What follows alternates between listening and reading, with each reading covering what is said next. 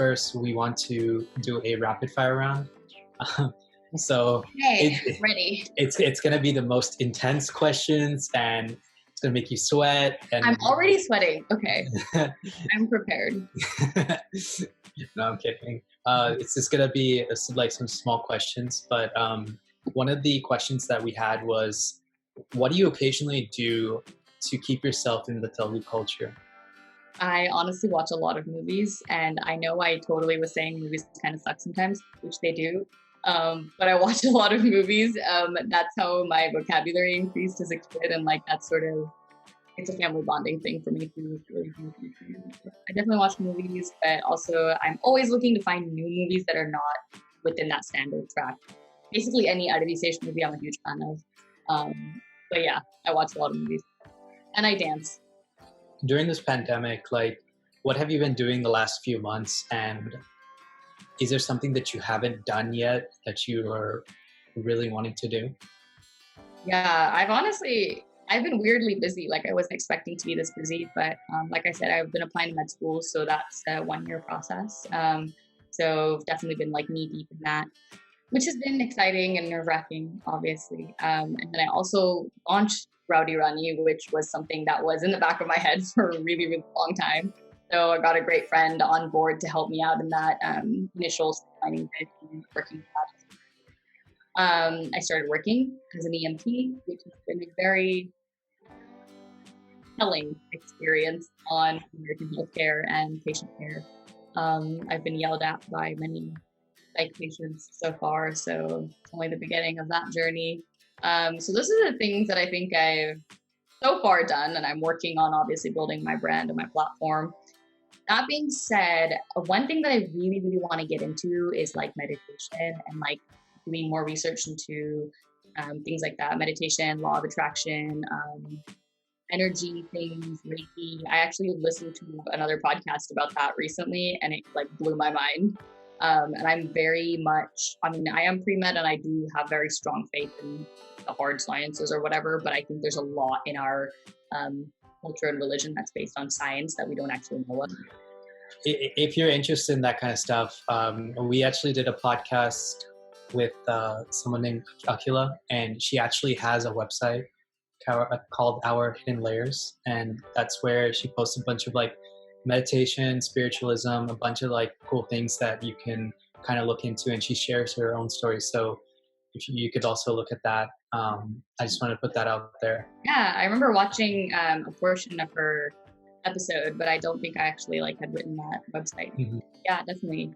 Just like growing that community and being around those people is something that's really exciting to me. So yeah, definitely steps in that direction.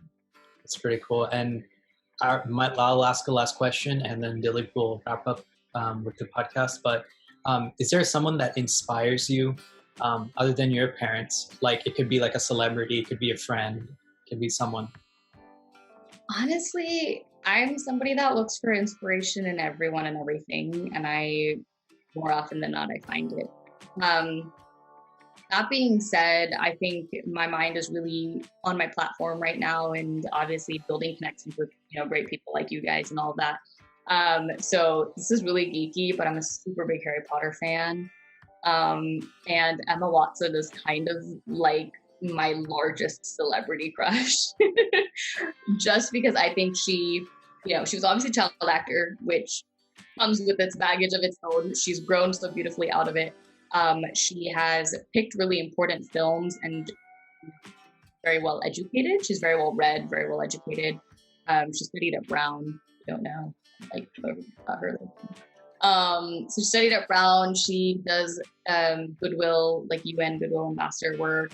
She's been working on feminism and gender inequality and fighting for gender equality.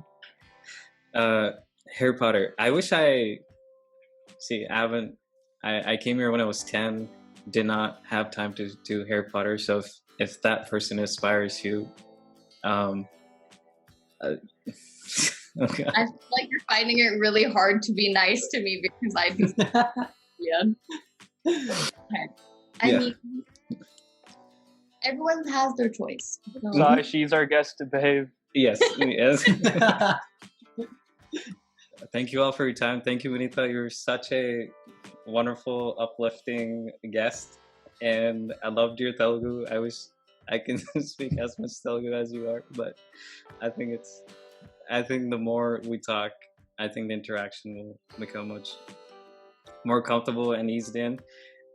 Yeah, no, it was really great, and thank you guys for having me. Obviously, being Telugu and Telugu culture is really important to me, so it's very exciting to get to showcase that and put that out there and discuss thoughts with like-minded people. Yeah, and thank you, Sai, for being our co-host. All right, guys, we'll catch you on an episode next week. Vishal, do you have anything to say? I just want to say thank you, Vineeta.